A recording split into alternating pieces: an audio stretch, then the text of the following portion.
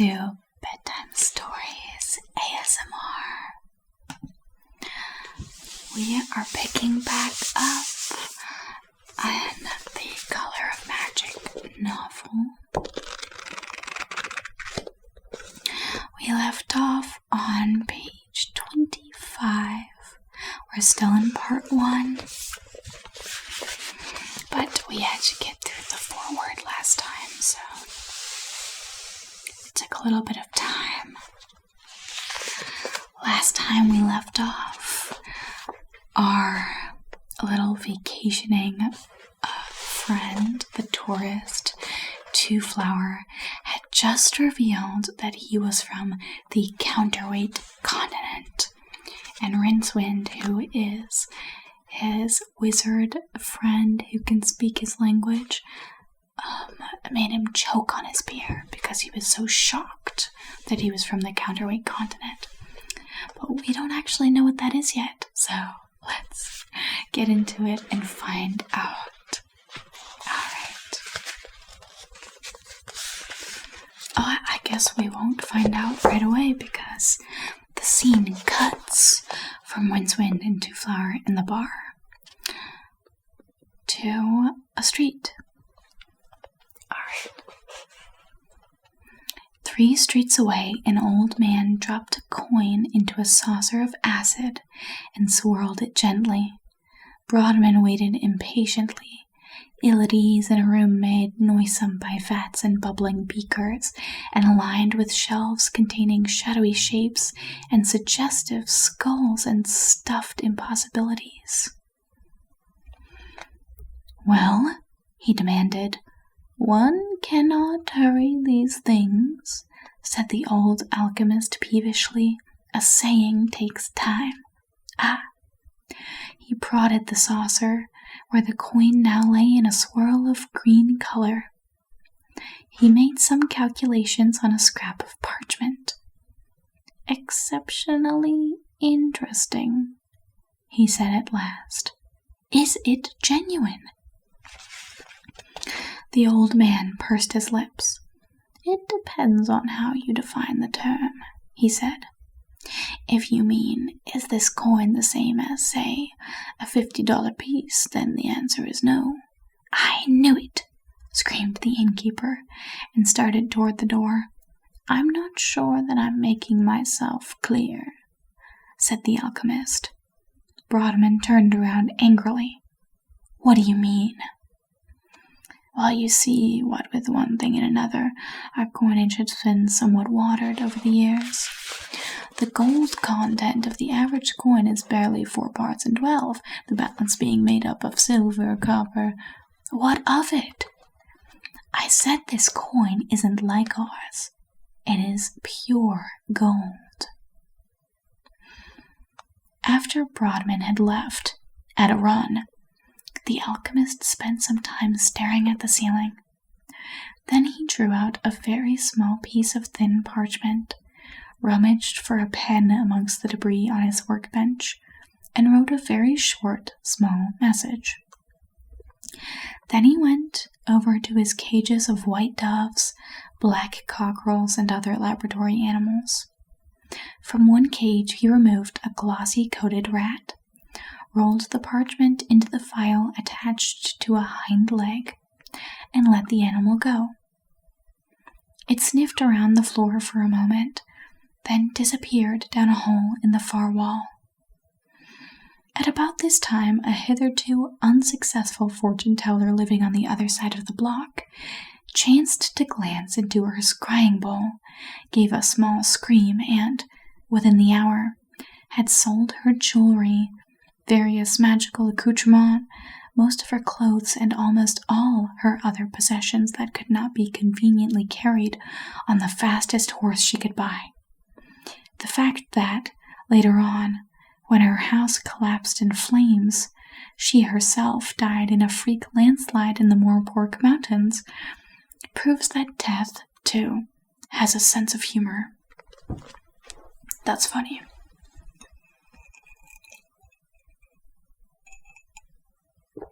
Oh, I'm still at it with my tea, by the way. I hope you're having a relaxing night and you can brew yourself a nice cup of tea too while you listen along to this story. Also, at about the same moment as the homing rat disappeared into the maze of runs under the city, scurrying along in faultless obedience to an ancient instinct, the patrician of Ankh-Morpork picked up the letters delivered that morning by Albatross. He looked pensively at the topmost one again, and summoned his chief of spies. And in the broken drum, Rincewind was listening open-mouthed as Two-Flower talked. "So I decided to see for myself," the little man was saying. 8 years saving up this has cost me, but worth every half renew.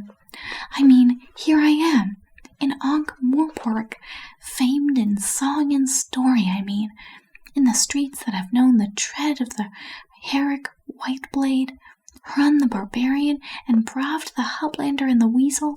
It's all just like I imagined, Rincewind's face was a mask of fascinated horror.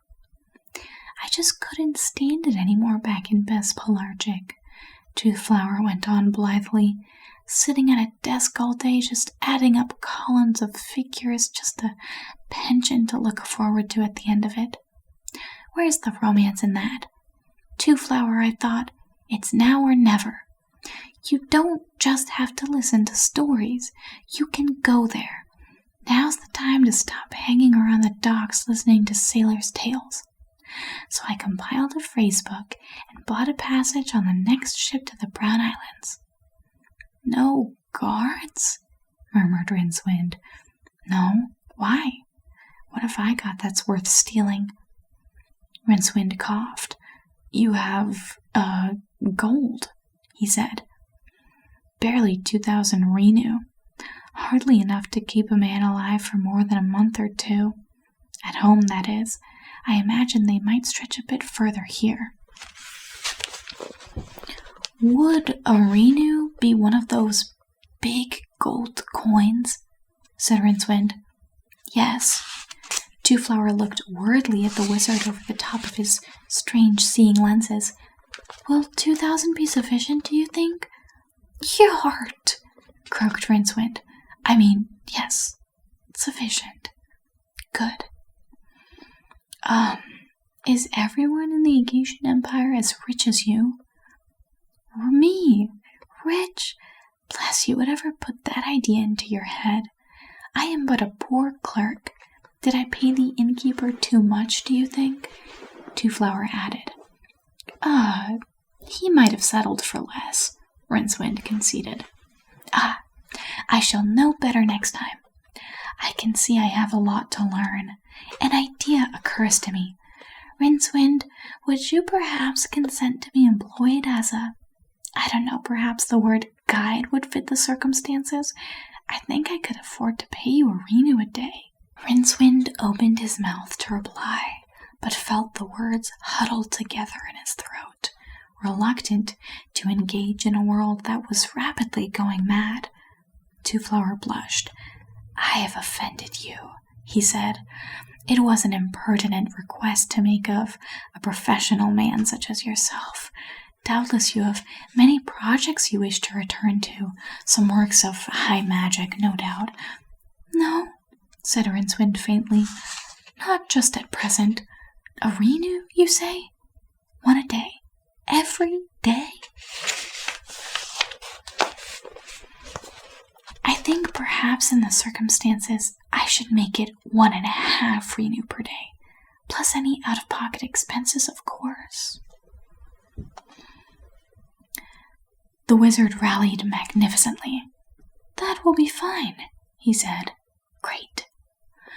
Two-Flower reached into his pouch and took out a large round gold object, glanced at it for a moment, and slipped it back. Rincewind didn't get a chance to see it properly. "I think," said the tourist, "that I would like a little rest now. It was a long crossing, and then perhaps you would care to call back at noon and we can take a look at the city." "Sure." "Then please be good enough to ask the innkeeper to show me to my room." Rincewind did so and watched the nervous Broadman, who had arrived at a gallop from some back room, lead the way up the wooden steps behind the bar. After a few seconds, the luggage got up and pattered across the floor after them.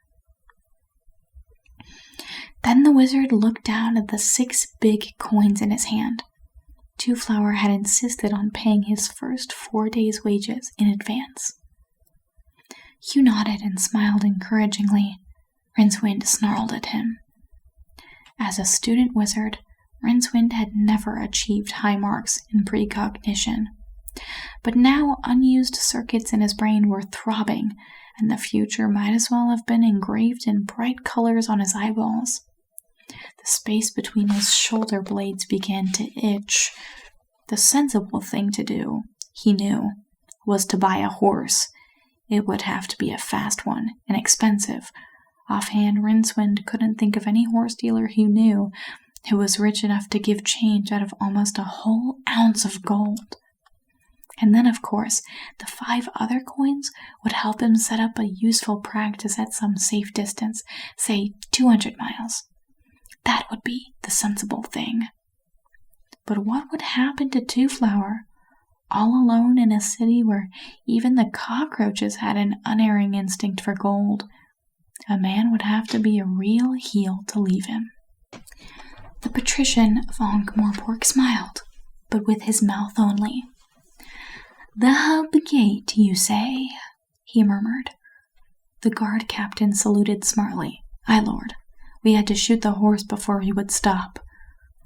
"Which, by a fairly direct route, brings you here," said the patrician, looking down at Rincewind. "And what have you got to say for yourself?" Oh my gosh, he ran. He left Two-Flower. It was rumored that an entire wing of the patrician's palace was filled with clerks who spent their days collating and updating all the information collected by their master's exquisitely organized spy system. Rincewind didn't doubt it. He glanced toward the balcony that ran down one side of the audience room. A sudden run, a nimble jump, a sudden hail of crossbow quarrels. He shuddered. Quarrels are just crossbow arrows like bolts. By the way,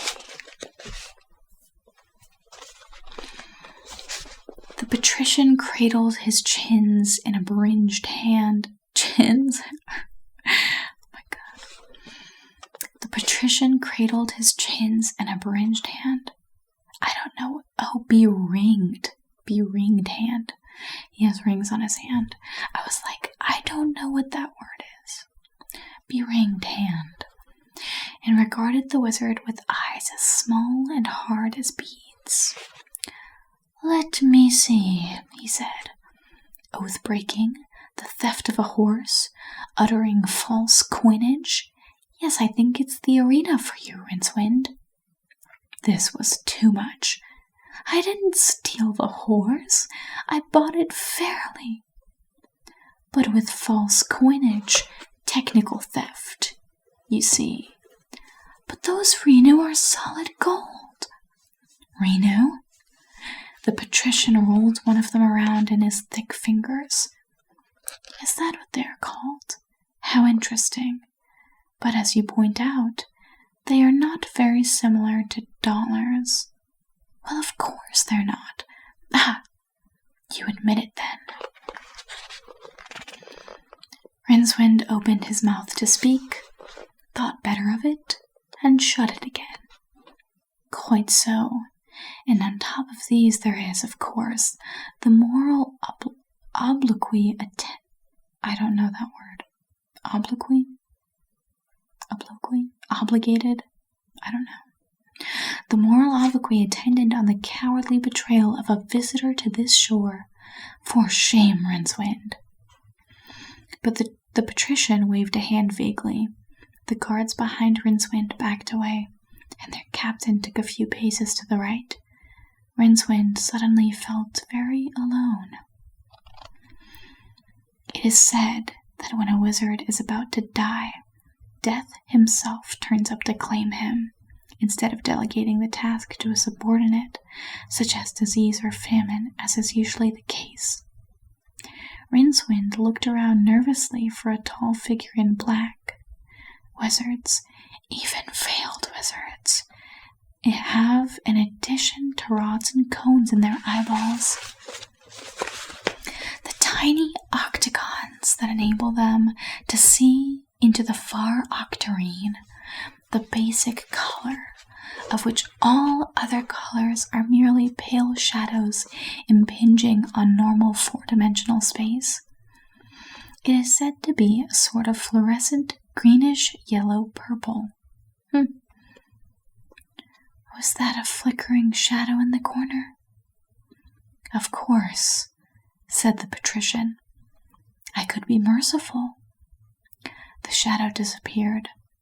Rincewind looked up, an expression of insane hope on his face. Yes, he said. The patrician waved a hand again. Rincewind saw the guards leave the chamber. Alone with the overlord of the Twin Cities, he almost wished they would come back. Come hither, Rincewind, said the patrician. He indicated a bowl of savories on a low onyx table by the throne. Would you care for a crystallized jellyfish? No? Said Rincewind. No. I love Rincewind. His dialogue is so relatable. Now I want you to listen very carefully to what I am about to say, said the patrician amiably. Otherwise, you will die, in an interesting fashion, over a period. Please stop fidgeting like that. Since you are a wizard of sorts, you are of course aware that we live upon a world shaped, as it were, like a disk, and that there is said to exist, toward the far rim, a continent which, though small, is equal in weight to all the mighty land masses in this hemicircle, and that this, according to ancient legend, is because it is largely made of gold. Oh. That's gotta be why it's called the counterweight continent. Rincewind nodded. Who hadn't heard of the counterweight continent, called it? Just kidding, I'm cheating. I've read this book before. Some sailors even believed the childhood tales and sailed in search of it. Of course, they returned either empty-handed or not at all, probably eaten by giant turtles in the opinion of more serious mariners, because of course the counterweight continent was nothing more than a solar myth. It does, of course, exist, said the patrician. Although it is not made of gold, it is true that gold is a very common metal there. Most of the mass is made up by vast deposits of octaron deep within the crust. Now it will be obvious to an incisive mind like yours that the existence of the counterweight continent poses a deadly threat to our people here. He paused, looking at Rincewind's open mouth. He sighed. He said, Do you by some chance fail to follow me? Yark, said Rincewind. He swallowed and licked his lips. Well, gold. I see, said the patrician sweetly. You feel, perhaps, that it would be a marvelous thing to go to the counterweight continent and bring back a shipload of gold? Rincewind had a feeling that some sort of trap was being set. Yes, he ventured. And if every man on the shores of the Circle Sea had a mountain of gold of his own, would that be a good thing? What would happen? Think carefully. Rincewind's brow furrowed. He thought, we'd all be rich? The way that the temperature fell at his remark told him it was not the correct one. I may as well tell you, Rincewind, that there is some contact between the lords of the Circle Sea and the Emperor of the Aegatian Empire, as it is styled, the patrician went on. It is only very slight. There is little common ground between us. We have nothing they want, and they have nothing we can afford. It is an old empire, Rincewind, old and cunning and cruel and very, very rich. So we exchange fraternal greetings by albatross mail at infrequent intervals. One such letter arrived this morning. A subject of the Emperor appears to have taken it into his head to visit our city. It appears he wishes to look at it. Only a madman would possibly undergo all the privations of crossing the turnwise ocean in order to merely look at anything. However, he landed this morning. He might have met a great hero, or the cunningest of thieves, or some wise and great sage. He met you. He has employed you as a guide. You will be a guide, Rincewind, to this looker, this two-flower. You will see that he returns home with a good report of our little homeland. What do you say to that?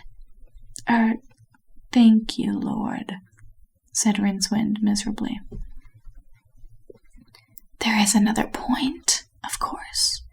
It would be a tragedy should anything untoward happen to our little visitor. It would be dreadful if he were to die, for example. Dreadful for the whole of our land, because the Aegatian Empire looks after his own and could certainly extinguish us at a nod.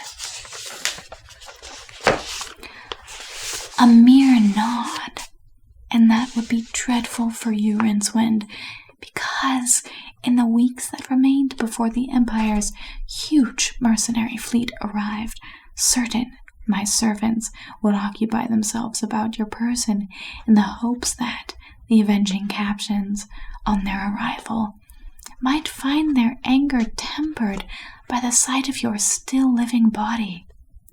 There are certain spells that can prevent the life departing from a body, be it never so abused, and I see by your face that understanding dawns. Yarg. I beg your pardon. Yes, Lord, I'll see to it. I'll endeavor to see. I'll try to look after him and see he comes to no harm. And after that, I'll get a job juggling snowballs through hell, he added bitterly in the privacy of his own skull. Capital. I gather already that you and Two-Flower are on the best of terms, an excellent beginning. When he returns safely to his homeland, you will not find me ungrateful. I shall probably even dismiss the charges against you. Thank you, Rincewind. You may go. Rincewind decided not to ask for the return of his 5 remaining Renu. He backed away, cautiously. Oh, and there is one other thing, the patrician said as the wizard groped for the door handles. Yes, Lord, he replied with a sinking heart. I'm sure you won't dream of trying to escape from your obligations by fleeing the city. I judge you to be a born city person. But you may be sure that the lords of the other cities will be appraised of these conditions by nightfall. I assure you the thought never even crossed my mind, Lord. Indeed? Then if I were you, I'd sue my face for slander. That's bars. I think that line is absolute bars. All right.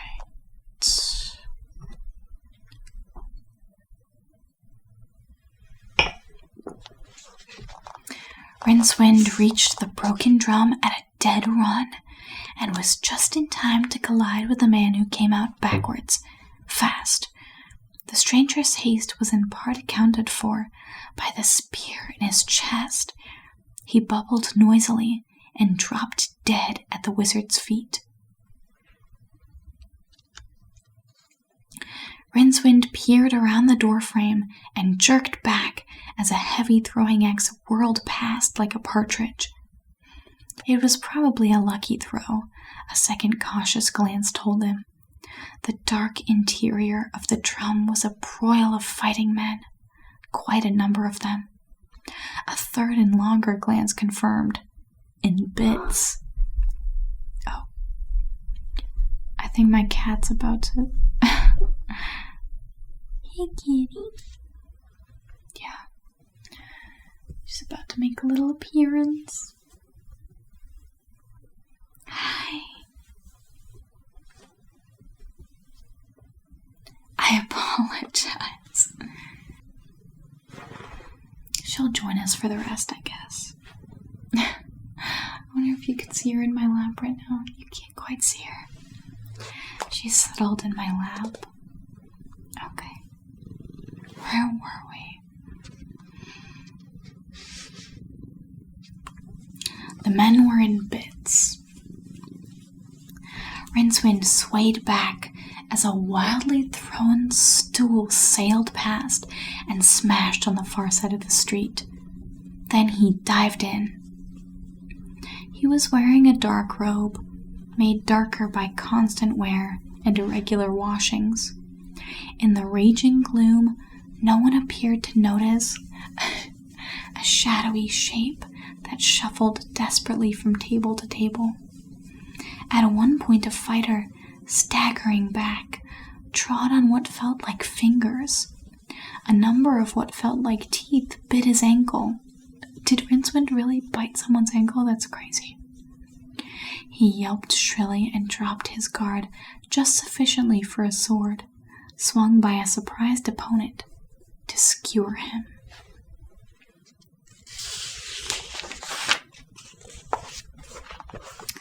She's so polite sitting just out of frame.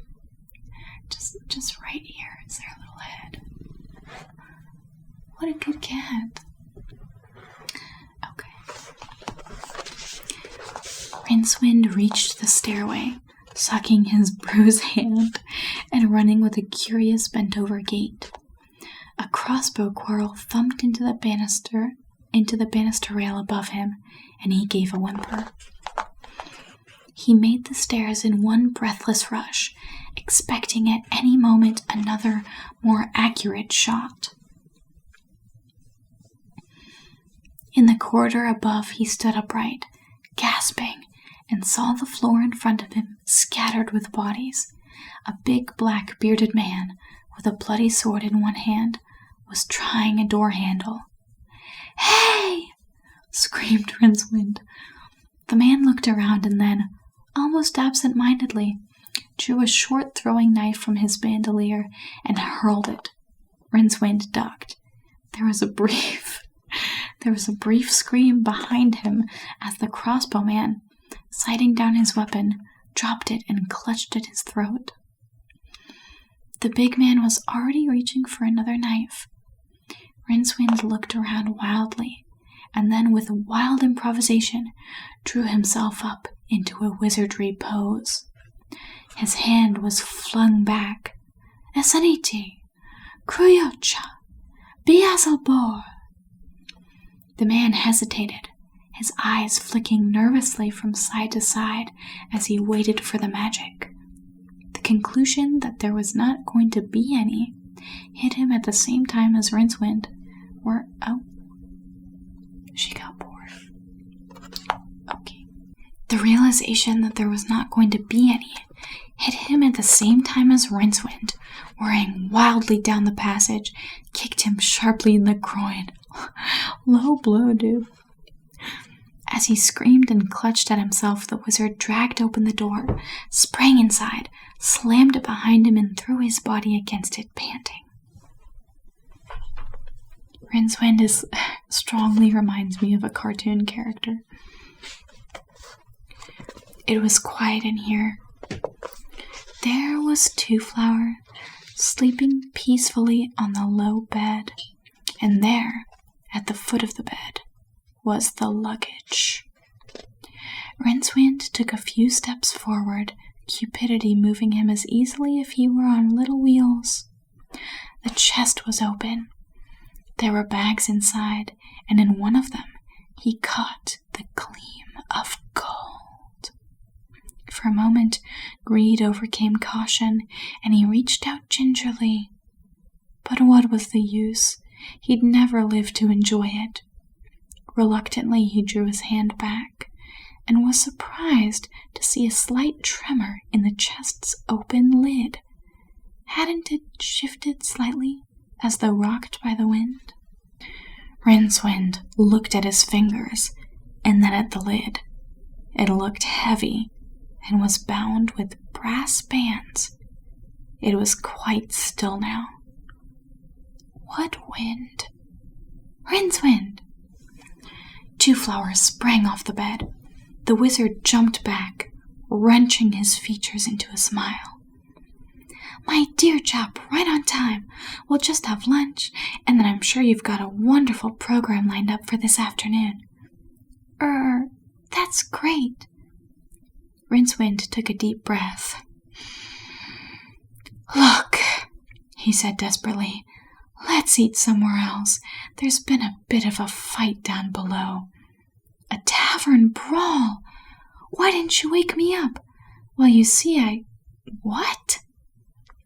I thought I made myself clear this morning, Rincewind. I want to see genuine Morporkian life.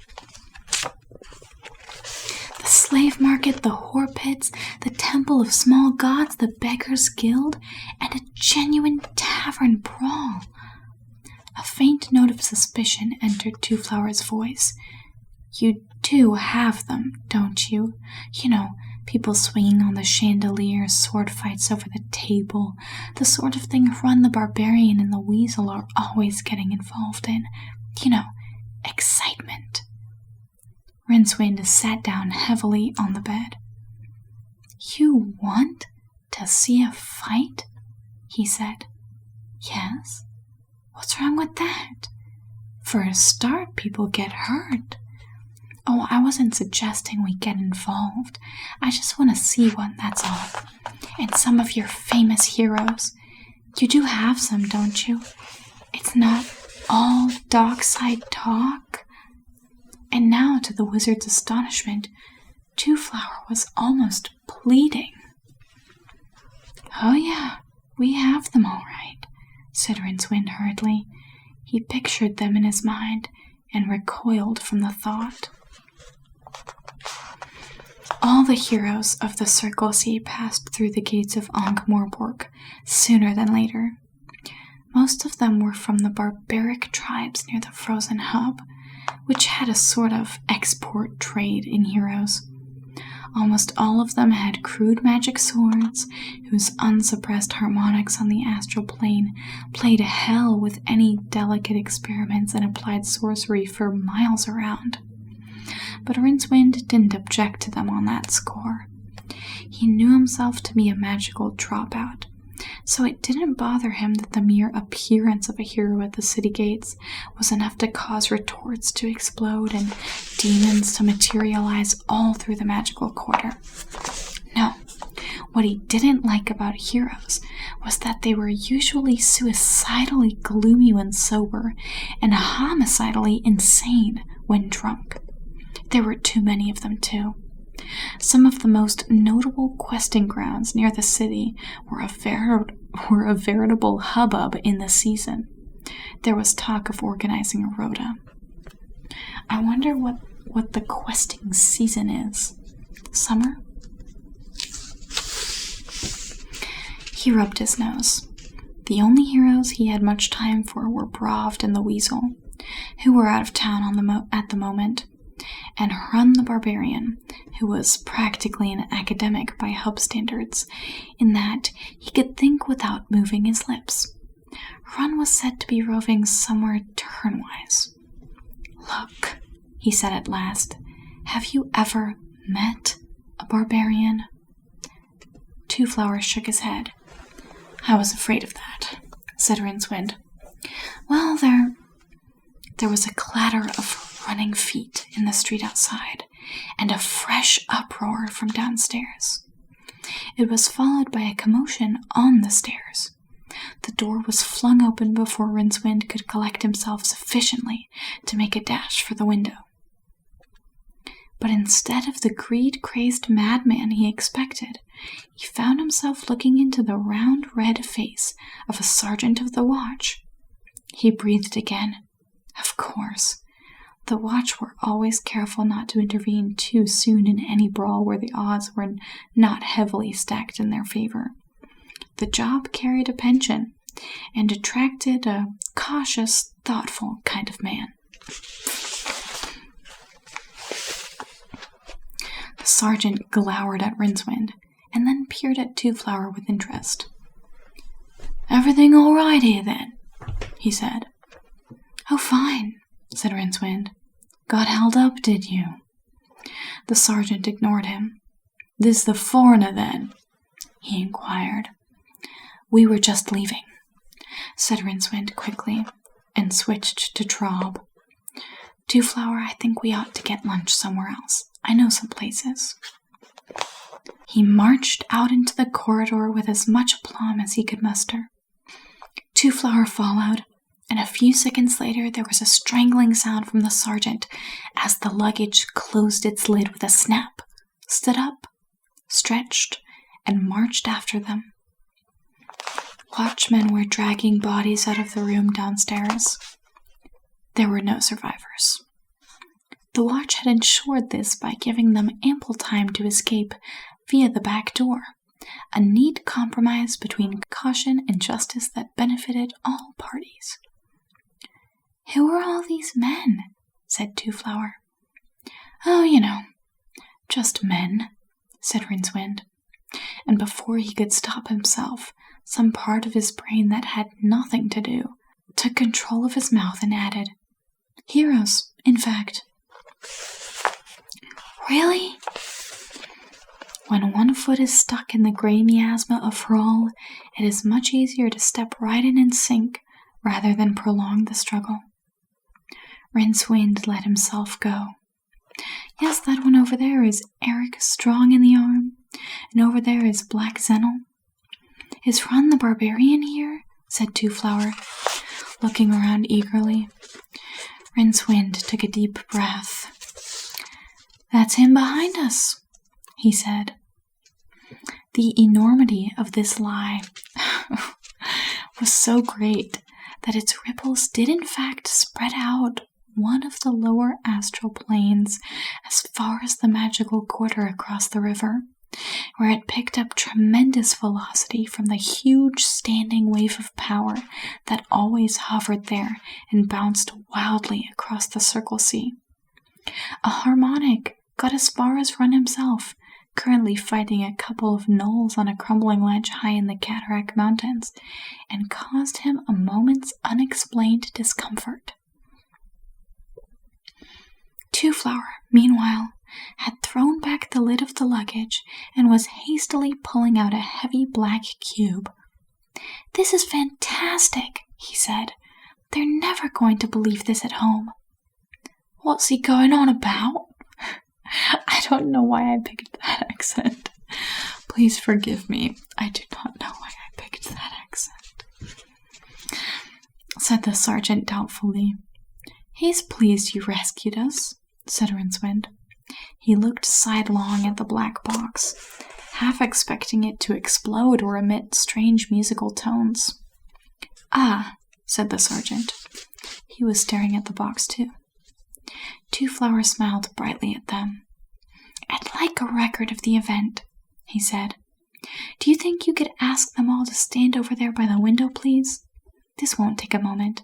And, Rincewind?" "Yes?" Two Flower stood on tiptoe to whisper. "I expect you know what this is, don't you?"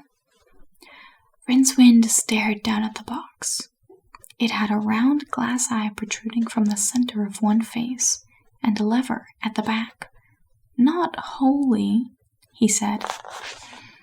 It's a device for taking pictures quickly, said Two-Flower. Quite a new invention. I'm rather proud of it, but look, I don't think these gentlemen would. Well, I mean, they might be sort of apprehensive. Could you explain it to them? I'll reimburse them for their time, of course. He's got a box with a demon in it that draws pictures, said Rincewind shortly. Do what the madman says and he will give you gold. The watch smiled nervously. I'd like you to take the picture, Rincewind. That's fine. Two-Flower took out the golden disc that Rincewind had noticed before, squinted at its unseen face for a moment, muttered, 30 seconds should about do it, and said brightly, Smile, please. Smile, rasped Rincewind. There was a whir from the box. Right. I think we could do 1 or 2 more sections before we have to stop for now. Alrighty.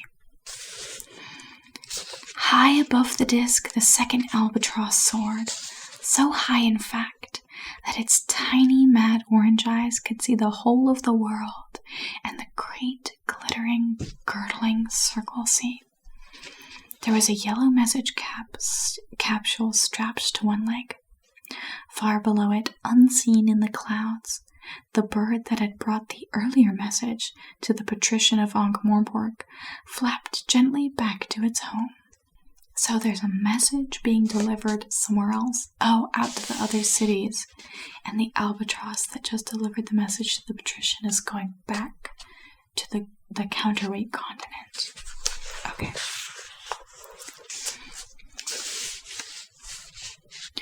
Rincewind looked at the tiny square of glass in astonishment.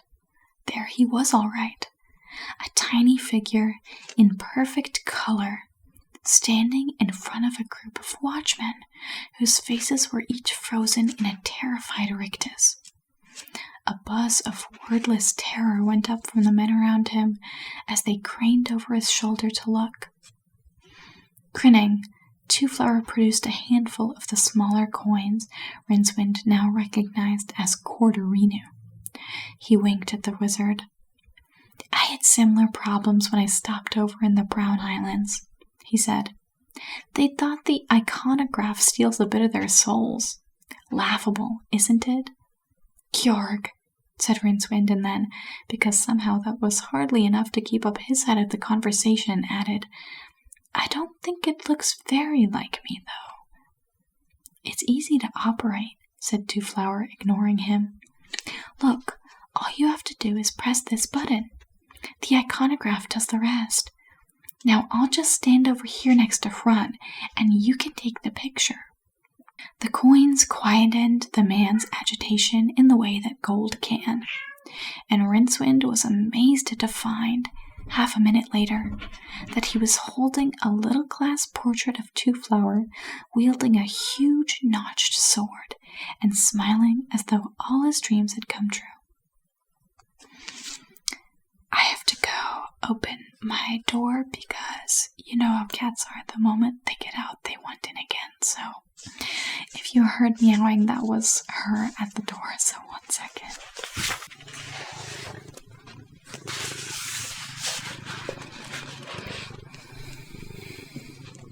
Okay, I'll try to continue like this. They lunched at a small eating house near the brass bridge, with the luggage nestling under the table.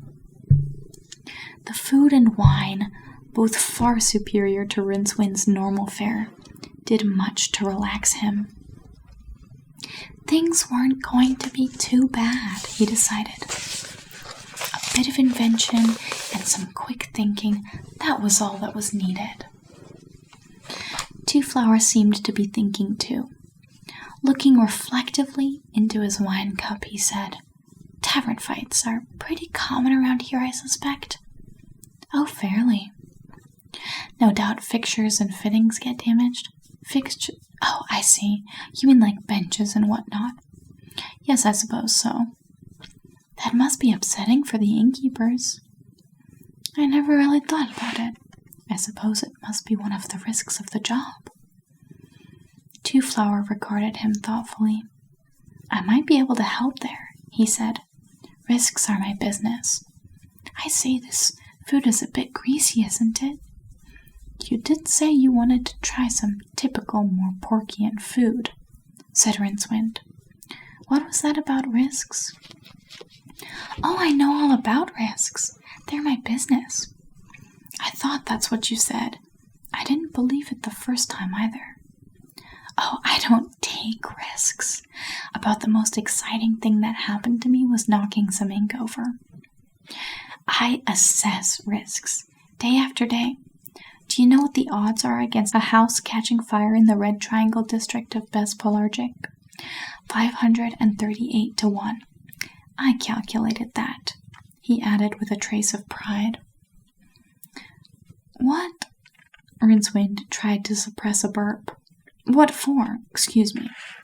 He helped himself to some more wine. For... Two Flower paused. I can't say it in Traub, he said. I don't think the Petrabi have a word for it. In my language we call it, he said a collection of outlandish syllables. Insurance, repeated Rincewind. That's a funny word. What's it mean? Well, suppose you have a ship loaded with, say, gold bars. It might run into storms or be taken by pirates. You don't want that to happen, so you take out an insurance policy. I work out the odds against the cargo being lost, based on weather reports and piracy records for the last 20 years. Then I add a bit, and then you pay me some money based on those odds. And the bit, Rincewind said, wagging a finger solemnly. And then, if the cargo is lost, I reimburse you. Reimburse? Pay you the value of your cargo, said Two Flower patiently. I get it. It's like a bet, right?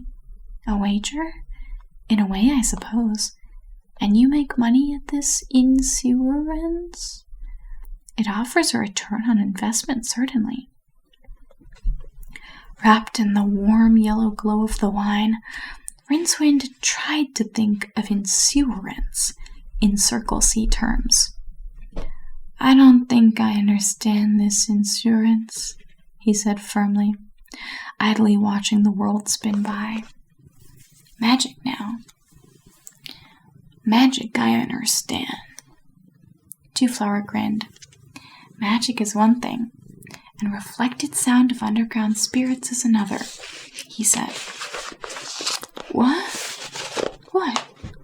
That funny word you just used, said Rincewind impatiently. Reflected sound of underground spirits? Never heard of it. Two Flower tried to explain. Rincewind tried to understand. All right. That's all for now. Wow, she's really getting comfortable down here. She really likes the fuzzy sweater I'm wearing right now. She likes to make biscuits on it, so she gets a little excited when she sees me wearing it. Okay. Well, I'm gonna stop there and we'll try to finish up in the next couple of videos. Thank you so much for listening. I hope you have